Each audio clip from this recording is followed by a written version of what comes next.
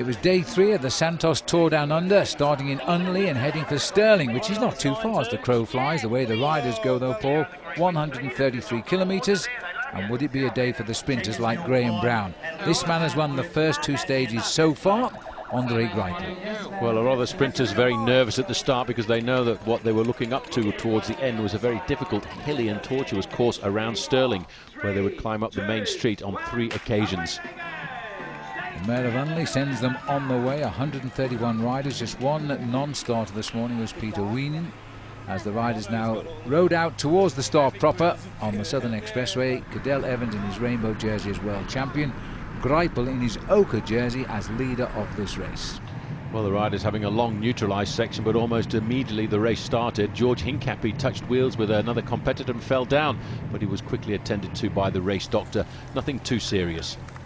It's a long, steady uphill climb once the riders were released after 10 kilometres of neutralised formation, and straight away the pressure went on. Riders trying to break this field up from the word go. 9 riders getting clear here.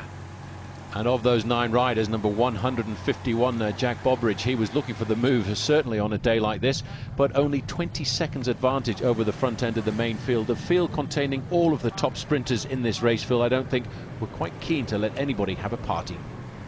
Yes, they were very tenacious the whole day of racing. The field didn't allow the escapers too much of a lead, not like the previous day when one rider had 11 minutes. When they came into the McLaren Flat area, 31 kilometres into the race, the Jayco sprint taken out by Gorka Inaguare from Peter MacDonald and Matthew Wilson. Then came the only serious climb of the day for the Skoda King of the Mountains point at 38 kilometres, the climb of Wickham's Hill. 2 riders on the same German team Milram attacking, Thomas Rodriguez and the Australian Luke Roberts at the back here.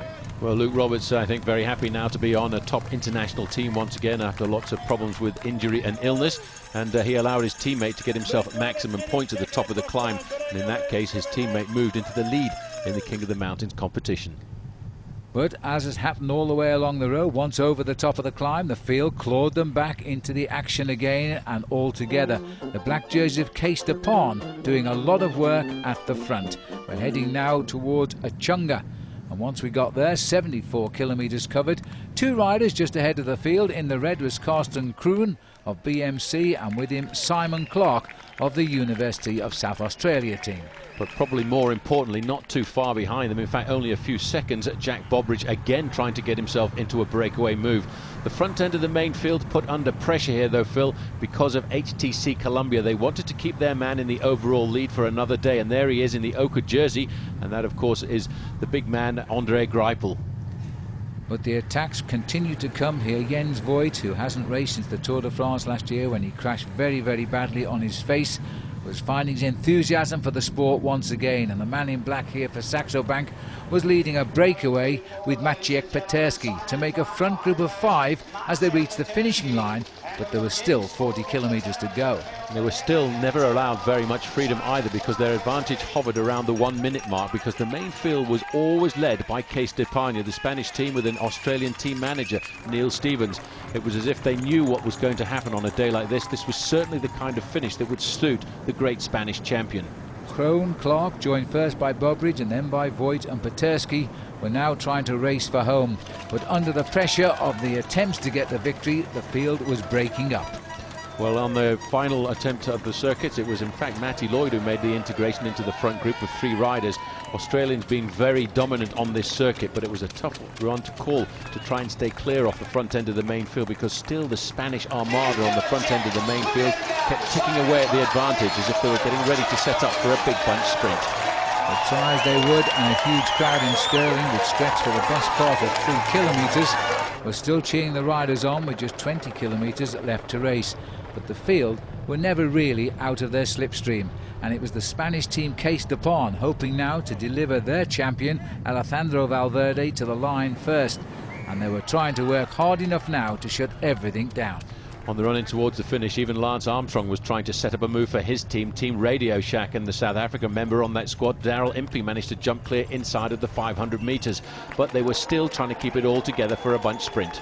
And the man they never watched was the champion of Portugal, Manuel Cardoso, who jumped a long way out with such power nobody could organise themselves in the chase. He would win the race by a clear second.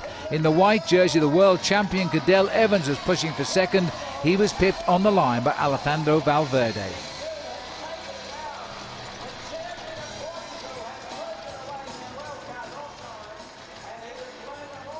A lot of work done by Case d'Espagna, but you made a very good attack in the final kilometers.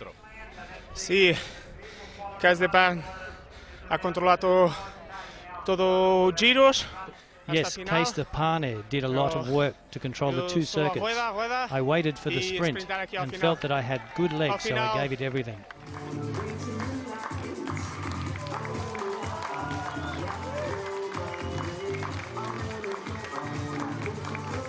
It's a very good stage victory for you.